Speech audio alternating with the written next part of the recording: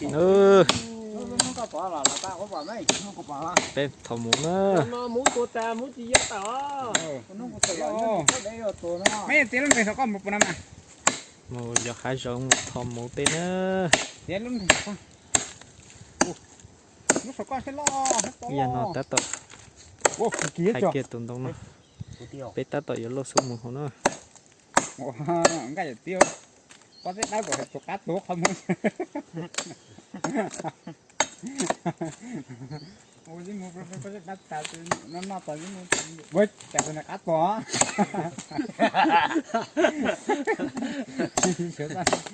có lên đi ôi đồ chào bị tay giặt tao à nó xung một cái này nha thâu đầu á giống ruột các áo rồi thâu tao á họ biển trong cây anh nữa bự nó phục ra áo sao cho từ lúc nào là những cái chuyện nó có thọt cái cây anh nào ấy Bọn nào nằm mũ lỗ. hả Nhớ kia khó hổ. tôi lớn đi cái tóc ăn đặt cô Cắt chia. thọt gì lắm Cắt chia kia sổ to mà. mày nó khó không lao tôi ta mà Cái kia sổ con cái kia. lóng à lóng à nó nhanh mua rồi hay chỉ có một con nè nó chỉ có thọ con nè chứ không mú nếu chủ sĩ thế bao tiền nếu chủ sĩ đó Cho anh tón tông này thuộc luôn tón tông thầu anh mới mót đủ nữa. muốn là to hành bảo gì mua là chỉ cho chế bảo con này tôi không con nên lo chỉ thả nó là lo thế mà ô tại gì một bông là này chỉ mua gì à Cho gì nhá sổ. sẽ bớt cái này Bố sổ. Tê rồng đeo. nó thì nó đi thoát đấy nó cũng chỉ bỏ mấy Cho gì. thế nào là nhìn nhẹ bớt cái ô cho nằm mua bớt cái này ô thế nào là nhìn nhẹ quá Cho nằm mũ mà. téo là lo ô téo mua này chỉ có một ít đó nó Nhắn té thầu. qua thế bỏ to khó thế này chỉ bỏ nếu mà sẽ thăm muốn đâu à Tôi cô vừa nó. cho lúa nó tiết chi cho muốn chặt cầu cho muốn kiếm một cái số đâu chỗ nào Tôi chưa chặt. ra trên cái này chỗ nào chỉ to chỗ nào cũng thứ liều với nó không sao nhưng sai ta mấy kia mấy như rồi tin sai thiết tài Chúng câu yo. Mua gì châu. Sao đừng chưa nó. Lo câu. Gì muốn tao câu. Tiếp kia nào con. Cho giống lò. Giống lò. Còn đó là con chút tật theo. Ủa, cho tròn ta. À chỉ. bảo cha Là nằm mua.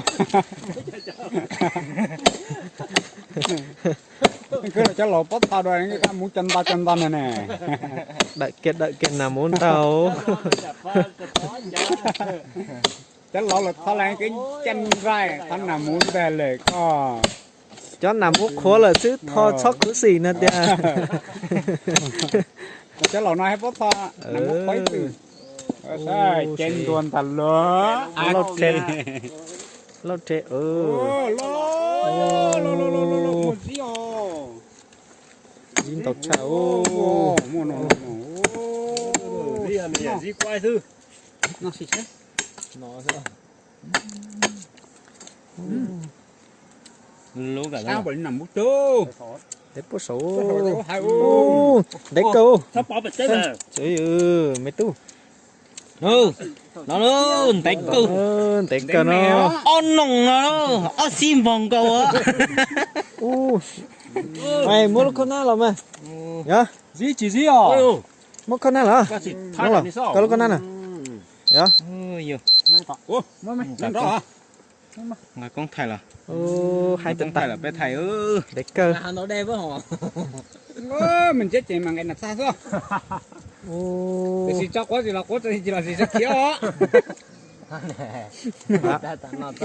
Lộc ở dưới sông mà. Lộc ở dưới sông mà. ya cứ đi thâu nó tao mình chỉ là thay bạc nghĩ chẳng nó thay bạc Không hay bỏ. Này tôi chỉ giải tả. Hãy cứ mua gì mua mình nhổ cơ. Giêsu tên nó. ya từ từ cả thọ mua một cà phê tụi nó lọc cơ ừ ở xin bằng cầu nó được thế tụi nó mà muốn chỉ là được hú thôi muốn là chế muốn khiến hổ tà vết thọ chỉ muốn bật đấy ra thế chỉ nhà ấy nhược kỳ rồi nó đầu làm theo về như này chỉ theo về chỉ muốn như nó bắt chỗ mua chỗ khó trong đun răn đó con nào muốn chân đó là cái chân của răn tệ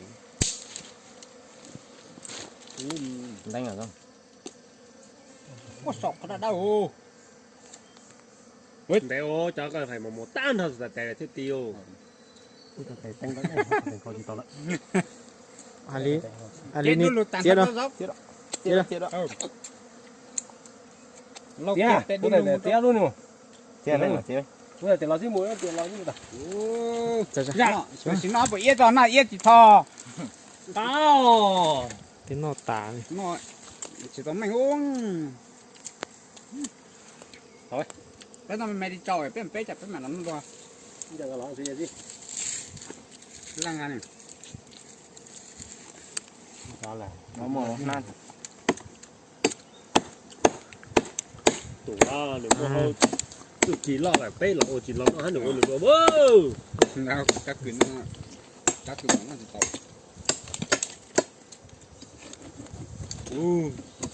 acha ô nó gì xưa nữa cho bé nó gì mù nữa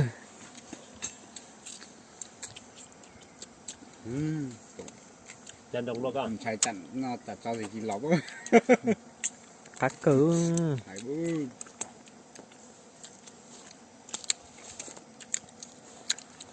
người tiệc cá gì cho cam bỏ đi chín ta gì muốn xưa là chỉ cần nó xưa à nó đại như là nếu ăn thì tôi đừng đau vậy ô mấy cái thịt ô tên lộc chả sao lộc chưa chân đây bên đó nên chỉ lo tại chết tỉnh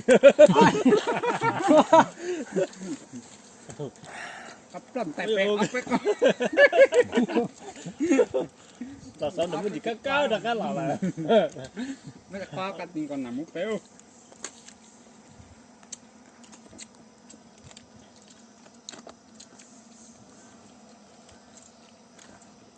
chỉnh chưa đúng không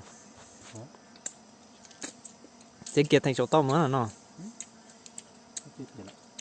hả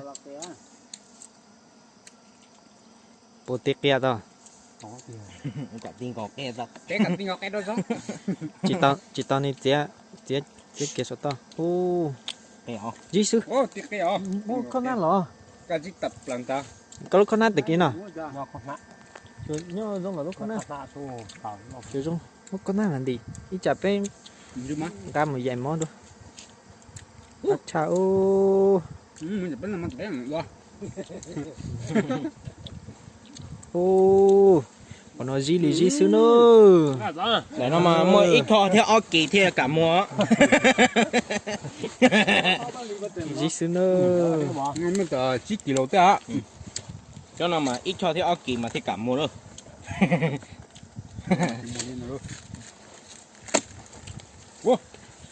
đây chỉ trong cái món là lù hả lô nhiều tàu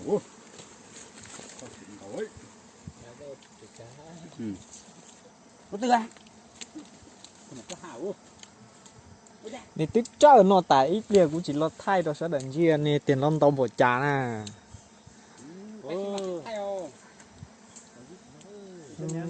các cờ nè nằm mắt đây nó không ạ cho nên mình to lên đâu mót chỉ mót thành rồi ló mặt te chỉnh chúa ít cho to muốn tàu lại thế nữa thấy thứ trong nó giống cái sai tàu sai xe lâu tàu rồi dân tàu bột trà nữa sai màn gì mua gì các cờ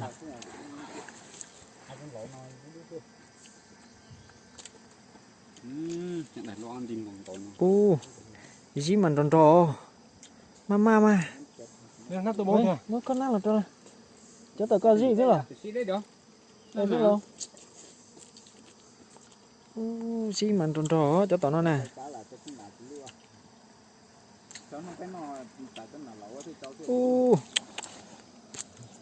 gì nè gì lì gì xưa Mình chỉ nó mua thứ chị mua lần này.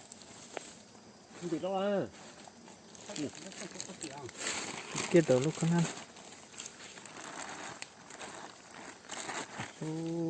còn đọc cha mẹ nữa có thể cho là Bình thường không?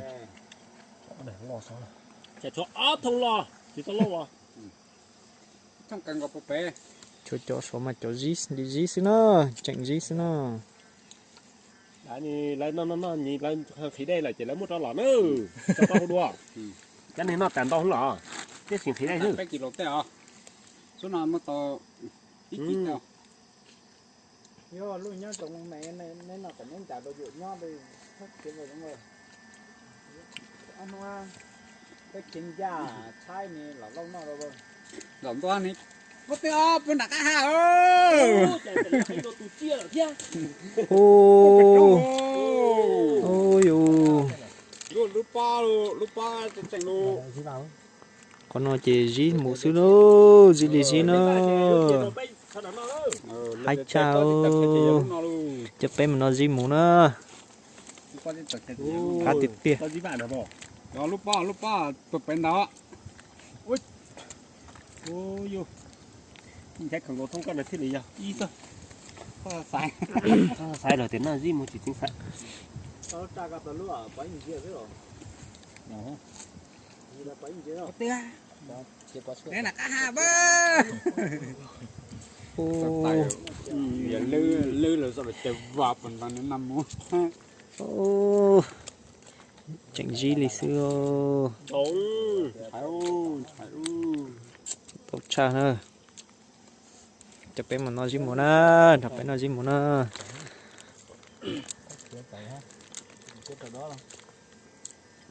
tao đánh bóng đâu đâu cho nên thế gì muốn nguyên chất nữa lòng pha cho nó xuống mùa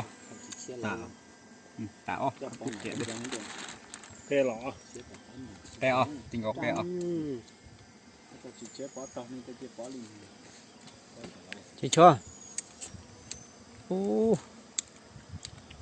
giờ anh ta trong lâu nó khó nó bắt lâu mỗi tờ con nhện nó nó sẽ tây à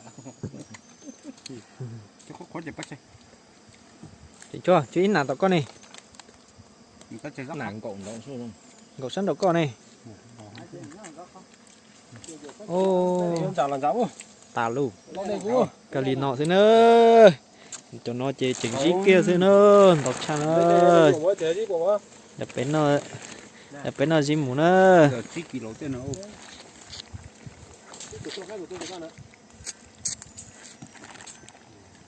cá cừu mình bỏ gì ra chỉ bỏ nhỏ là chỉ muốn nhỏ chúng nó trong nhà ha chúng muốn nhỏ có giờ nó thao cái của chỉ muốn rồi đấy chúng muốn ăn thì chỉ một tí à mình nhẹ thôi chỉ muốn vừa mình gì mình nhiều tụ thế chỉ này cá cờ nữa cho nó chơi cho nó chơi gì lì gì thế nữa tí họ nó gì một tà lì thế nữa tí tiêu đọc cha nó hả bà giò ngon mà nhà cơ lì nọ lại phía rồi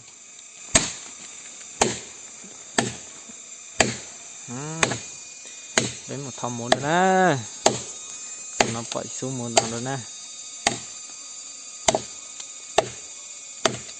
ta sẽ tỏ say thì phải thọ sẽ lấy lên trả ta tỏ thọ tiền tông lên nó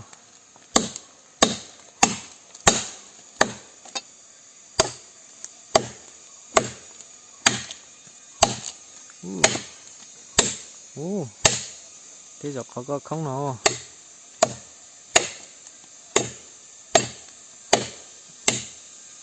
giờ tóm nó chỉ cho nó nữa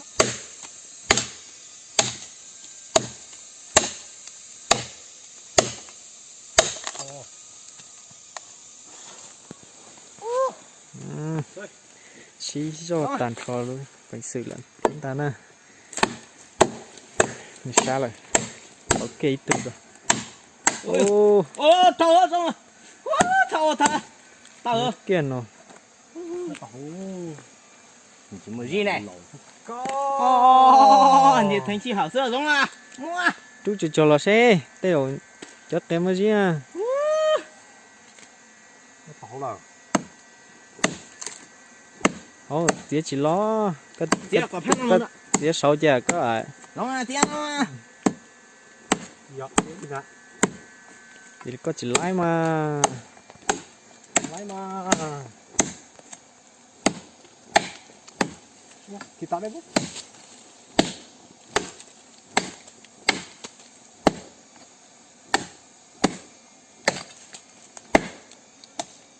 chúng nó nhon tết thầu chỉ mua gì nữa tết rồi chỉ mua gì nữa cái gì rồi nữa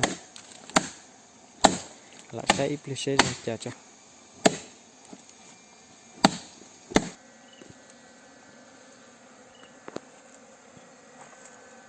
mua bố ô mua mua mua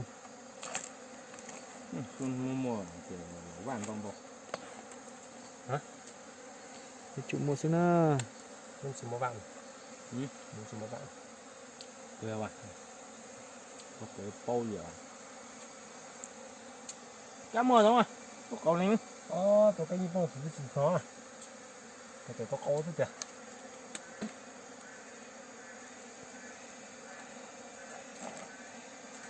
ô để câu vô Là luôn nó. ô chỉ mua gì à vô ô xuống nó Đã hơn rồi đúng không? xuống nó nhon tết thâu rồi tết thâu là ô cho nàng lọc xuống chỉ mua gì là luôn gì cho xíu ô chỉ nhớ sầu á ca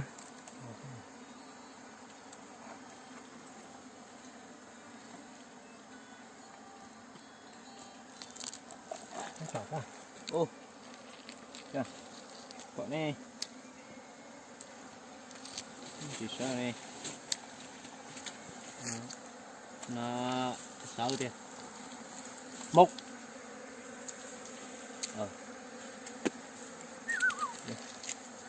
Con thấy rồi mà đâu. Vậy thì tả cái bạn. chỉ một á nhưng mà cái con chả con à Có giống này không? bị giò xíu giò chỉ mua gì lì lại cái lũ giò xíu nữa